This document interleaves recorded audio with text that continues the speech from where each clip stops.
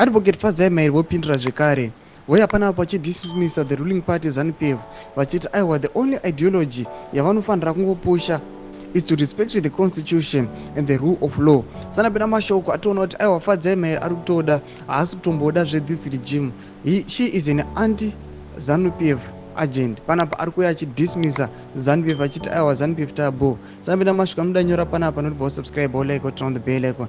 Tipina paende pake anouya nyora achiti the constitutional conflation of state and Zanu PF must be condemned by all who are passionate about building a Zimbabwe that works for everyone.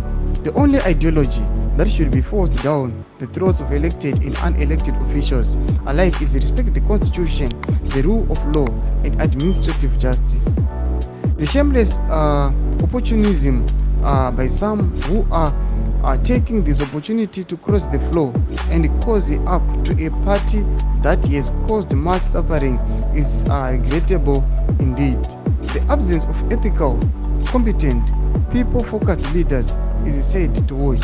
We need new leaders. Mashoko anotaurwa naMahere achiti aiwa panapa the only ideology amufana kungopushaka inofana kuva ideology inofavor macitizens. Aiwa judicial ideology, aiwa the respect to the constitution pamwechete and the rule of law. Ari kuya achiadresa anoda kuti nyika yeZimbabwe taona kuti aiwa mane mismanagement of funds noda kuti the government yava kuneglecta macitizens vachingoya vachingoshandisa mafunds to make them cling onto power, to make them kuti ivo vangoramba vari maconditions aiwa ari comfortable from themselves only nemapokets avangogara akazara. Tudze mafungiro enyu moti kudiva musoro pechitiko ichi. Pinda comment section medu, subscribe, like,